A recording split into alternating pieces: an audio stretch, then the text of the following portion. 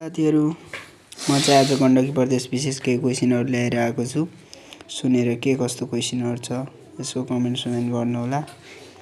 प्रश्न नम्बर 1 मा चाहिँ यस्तो छ कि प्रश्न गण्डकी प्रदेशको क्षेत्रफलका आधारमा सबैभन्दा ठुलो जिल्ला कुन हो भन्ने प्रश्न रहेको छ। गण्डकी प्रदेशको क्षेत्रफलका आधारमा सबैभन्दा ठुलो जिल्ला चाहिँ गोरखा हो। प्रश्न नम्बर 2 मा यस्तो प्रश्न रहेको छ, विश्वको गहिरो गल्छी आन्ध्र गल्छी कुन नदीले बनेको छ भन्ने क्वेसन रहेको छ। यसको एन्सर चाहिँ राइट एन्सर चाहिँ काली गण्डकी। गण्डकी प्रदेशको सबैभन्दा अग्लो हिमाल धौलागिरीको उचाइ कति छ भन्ने छ। यसको एन्सर चाहिँ 8167। क्वेसन नम्बर 4 मा चाहिँ यस्तो क्वेसन रहेको छ, प्रसिद्ध तिलीचुताल समुद्री सतहबाट कति उचाइमा अवस्थित छ भन्ने क्वेसन रहेको छ।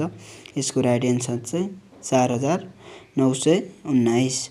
गण्डकी प्रदेशमा कतिवटा स्थानीय तहहरू रहेका छन् भन्ने क्वेसन रहेको छ। यसको एन्सर चाहिँ राइट 85 वटा स्थानीय तह रहेका छन्।